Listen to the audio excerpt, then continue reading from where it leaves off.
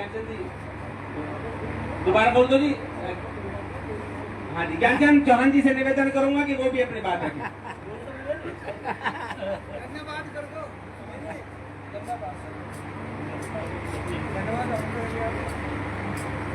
आयो भाई। बहुत ही आदर और मान के योग इस अनंतपुर की पवित्र और पावन भूमि पर आए हमारे दांगल खाप के चौधरी कैप्टन विनोद कुमार जी, जो कई दिन से जब मेरी बात हो रही थी तो वो कह रहे थे कि बागपत की धरती अनंतपुर गांव के साथ है और एक दिन हम अपने चौधरियों को लेके उनका हौसला अफजाई करने के लिए, उनके संघर्ष में उनका साथ देने के लिए आएंगे। तो आज आप विनोद कुमार हटाना जी आए हैं, कैप्टन साहब, माननीय चौधरी विजेंद्र सिंह जी जो बहुत अच्छा बोले, बड़ा अच्छा वक्तव्य था उनका, और 1940 से लेके आज तक का प्रकाश डाला उन्होंने। हमारे खेगड़ा से चौधरी साहब ने बहुत बढ़िया बात की। आप आए हैं, हमारे बुजुर्ग गाँव से ही है, टाना से, आपके हमारे सरपंच साहब भी आए हैं। तो हमारी जो संघर्ष समिति है अनंतपुर गाँव की, चौधरी अमर सिंह जी यहाँ बैठे हुए हैं।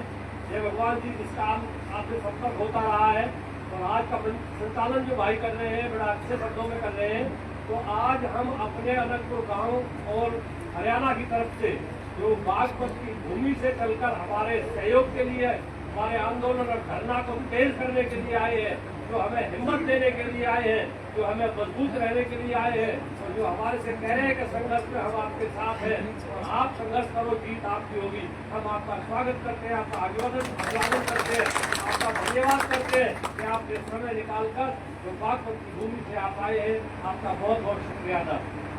वैसे चर्चा पहले बहुत हुई, बहुत लोग बैठे थे, आपकी काफी इंतजार में थे, सवेरे 9 बजे कह रहे थे हम, तो बहुत लोग आ लिए थे जी।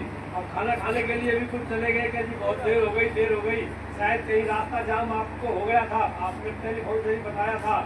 तो इसमें जो मालकाना हक वाली बात है जी, जो बंदोबस्त वाली बात है, जो मिल्कियत है, क्योंकि जब इनकी मिल्कियत में नाम है, इनका मालकाना हक इनके पास है, जब भी पटवारी से फर्ज लेते हैं तो ये मालिक दिखाई जाती है। इन्हें अपनी भूमि बेचने का भी अधिकार है और खरीदने का भी अधिकार है। जब मालिकाना हक जो सरकारी रिकॉर्ड है उसके अनुसार अनंतपुर निवासी मालिकाना हक रखता है, फिर इस सरकार ने जो दस्तावेज सुप्रीम कोर्ट में पेश किए वो ठीक तरह से नहीं किए। उनको अलग से नहीं दर्शाया गया कि कितनी भूमि, कितने एकड़, 4,500 एकड़ भूमि का ये टोटल रकबा है जी, इसमें ये संघर्ष है। और इन्होंने जो वो मांग की थी जिस दिन पंचायत हुई थी, उसमें ये भी कहा था कि 2,500 एकड़ भूमि जिसमें हमारा गाँव और जो हमारी कृषि भूमि जिसमें हम मालिक का हक है वो हमारी है, उसे हमें दे दो। बाकी जो पहाड़ है वो उसमें जाए, बेशक कोई बात नहीं बनी बात पे। हम तो अपनी जो हमारा मालिकाना हक है, जहाँ हम हमारे पूर्वज बसे हुए हैं, हमें वहाँ से हमारे साथ अत्याचार न किया जाए, हमें वहाँ से गुजारा नहीं जाए। ये न्यायोचित मांग है इनकी। और धरने के बारे में जो खापबंदी और पालबंदी हर्षवर्धन के जमाने में 650 ईस्वी में चली थी, कि उसमें ये था कि एक दूसरे की जो गांव मदद करते थे, यदि किसी का कोई आपत्ति विपत्ति है और गांव जो उसकी मदद करता था तो वो उसकी पाल या खाप को स्वीकार करते थे, जी हम आपकी खाप में हैं। अब जो आपकी भड़ाना खाप है, भड़ाना पाल है, हम पाल कहते हैं, दिल्ली ऊपर से उत्तर प्रदेश में खाप कहते हैं, पर्यावाची शब्द है आपस में। तो पाल में आपकी जो भड़ाना पाल है, आपकी चौधर पाली में है, और पाली में मेरे ख्याल में वो परिवार, अब कई परिवार ऐसे रह गए कि जिनमें बहुत बड़े बड़े महान शख्सियत हुई है, पंच हुए हैं, उनमें अब उनकी जो वंशज आए हैं शायद वो गुण उनमें नहीं निकले, तो वो परिवार को मेरे ख्याल में जो मेरी जानकारी है उसके अनुसार वैसा है। और आपकी भड़ाना पाल में, भड़ाना खाप में हमारे जाटों के भी अजरोगा लगता है, मुजेसर लगती है, सारन लगती है, प्रतापगढ़ लगता है, कोसी लगती है, बल्कि झाड़ से तक ये जो भड़ाना पाल है इसका विस्तार वहाँ तक है। सैकड़ों गांव है, आप लगभग 50 या 55 गाँव है। तो इस धरना को चलाओ, गाँवों में पहले तो सबसे पहले अपने गांव की एक पंचायत बुलाओ कि भाई आप केवल इसमें कभी वो जो है उनकी जिम्मेदारी है, जो कुछ कर रहे हैं हम तुम्हारे साथ हैं, और वो अपने घर एसी में सोए और आप यहाँ रोजाना बैठे रहे। सबसे कहो कि एक आदमी हर गैल एक बार धरना में जरूर आएगा, 2 घंटा 4 घंटा वो अपना समय दे, क्योंकि प्रजातांत्रिक प्रणाली में सर गिने जाते, पैसा नहीं देखा जाता। अनकपुर गांव में कितना पैसा है, शायद अनकपुर गांव में पैसा तो इतना है कि आपने इंडिया में नाम कर रखा है, भाई बढ़ाना बहुत चल रही है बात, और आज भी बहुत बड़े बड़े आदमी हैं। तो पैसा अपनी जगह है और दूसरी सामाजिक प्रक्रियाएं अपनी जगह है। हर घर से एक आदमी होना चाहिए धरना स्थल पर। मेरे ख्याल में शायद ये धर भूमि जो पड़ी है वहाँ टेंट वगैरह लगा के और अपना वो लगा दो, टेंट सफाई वफाई करवा दो और नीचे हम बैठे धरना पर जैसे बैठते हैं उस तरह से हम करें और हर आदमी उसमें आए और 1 घंटा के लिए उसमें सभा भी करो और अखबार वालों को बुला के रोजाना अखबार में भी खबर आनी चाहिए कि इतने दिन धरना को हो गए हैं। अपने गांव की लगेगी, फिर जो आपके अड़ोस पड़ोस के गांव में बढ़ाना जो पाल में लगते हैं उनकी ड्यूटी लगाओ कि भाई सोमवार को आपका 2 गांवों की ड्यूटी है, मंगलवार को इन 2 गांवों की है, बुधवार को इन 2 गांवों की है। इस तरह से उनकी ड्यूटियां भी लगे। और एक बात, अभी थोड़ी देर पहले मेरे भाई जो चौधरी नेतराम जी के पोते हैं, चौधरी महेंद्र प्रताप जी के बेटा है, परिवार बहुत सम्मानित परिवार है हमारा, और उन्होंने कहा था कि भाई जितना भी आगे खर्चा आएगा वो खर्चा मैं लगाऊंगा। बहुत अच्छी बात है। वैसे तो जब 1922 में सर छोटूराम ने शिक्षा की तरफ ध्यान दिया था और शिक्षा संस्थान बनाए जाट शिक्षण संस्थान के नाम से, तो सभी राज्यों के बच्चे पढ़ते हैं, केवल कोई जाटों के ही नहीं।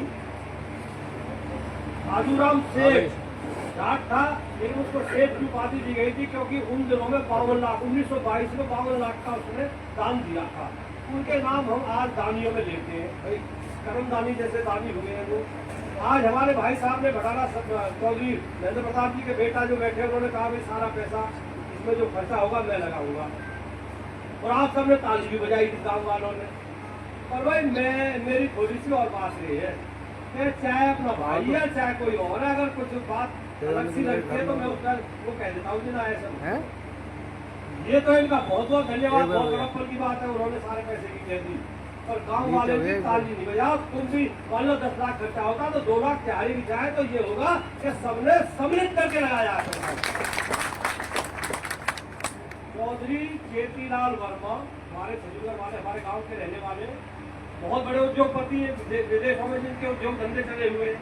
जब जहाँ धर्मशाला पलवल बन रही थी तो जब वो उसमें आए, साहब वर्मा भी आए थे, बेला साहब जवेल भी थे, तो उन्होंने कहा कि भाई वर्मा जी आगे भाई अब तो जहाँ धर्मशाला यही बना देंगे सारी सारी है। जब वर्मा जी का नंबर आया तो उसने ये कहा था कि मेरे पास इतना धन है कि यदि मैं कुएं में से 1 बाल्टी पानी निकालूं फिर भी मेरे पास बहुत है, इस धर्मशाला को मैं बना सकता हूँ।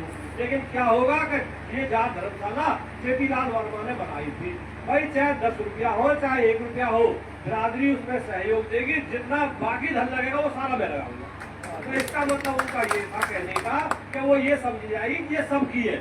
तो आप लोग जो ताली बजा रहे हैं वो पसंद नहीं है, धन तो आप भी करना, क्योंकि आपका वो होगा कि आंदोलन और धरना अनकपुर गांव का चला हुआ है और वो आपके भाई हैं, आपके रहने वाले हैं। और उन्होंने कह दिया कि भाई तुम कहीं पैसे की झुक मत जाना। उन्होंने दिल खोल के आपको दान की कह दी, जितना लगेगा मैं लगा दूंगा। उनका हम कोटि कोटि धन्यवाद करते हैं, लेकिन लगाना आपको भी है, उसमें कुछ हिस्सेदारी आपकी भी होनी चाहिए, ताकि ये हो कि अनकपुर गाँव का है। उसमें हिस्सेदारी बड़ी किसने दे दी, छोटी किसने दे दी, कितना कुछ किसी ने लगा दिया, वो अलग बात है।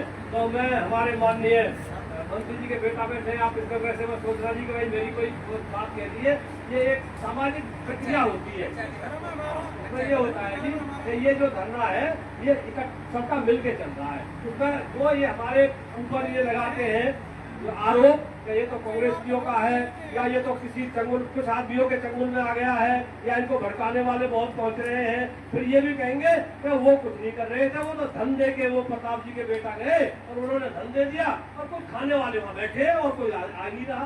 इसलिए हमारे जिंदाबाद जिंदाबाद ये आरोप जिंदाबाद हमारे ऊपर ये आरोप डाला गया हमारे ऊपर ये कहे सारी दुनिया जो नहीं जानती है कि अनंतपुर गांव में धरना चला हुआ, पूरे अनंतपुर गांव की बस्ती सब साथ है। और अनंतपुर गांव के सहयोग के लिए चाहे हम अपने वहां से आ रहे हो पनवल से, चाहे बागपत से कोई आ रहा हो, चाहे इंडिया में से और कहीं से, बहुत दिन तो बहुत राज्यों के लोग थे, चाहे कोई कहीं से भी आ रहा है, हम सब आपके सहयोगी है। धरना आपका है, सहयोग आपको हम देंगे। जैसे हमारे कोई साहब जितने भी आए हैं बागपत में, उन्होंने कह दिया कि जहां आपका पसीना गिरेगा वहां खून आएंगे और तन मन धन से आपके साथ है। आपने जो हमारा आज हौसला अफजाई किया है, आप जो हमारे दुख दर्द में आए हैं, एक बार पूरे गांव की तरफ से मैं आपका कोटि कोटि धन्यवाद करता हूं। और जो आपने विषय उठाया, जो हमें ताकत दी, उससे हमारा आज बहुत बड़ा हमें एक वो मिला है। हम आपका सम्मान करते हुए अपना स्थान लेते हैं। और भाई जो हमारे सरे थोड़ा बैठे हैं, पर 2-4 घंटा के लिए तो वहां में जरूर आ जाए करिए, रोजाना बैठना ही बैठना पड़ेगा। वहाँ कोई भी हमें प्रेस वाले हमें कोई हमें लगे कि भाई हाँ धरना चल रहा है यहाँ। आप सबका बहुत बहुत धन्यवाद। राम राम जी।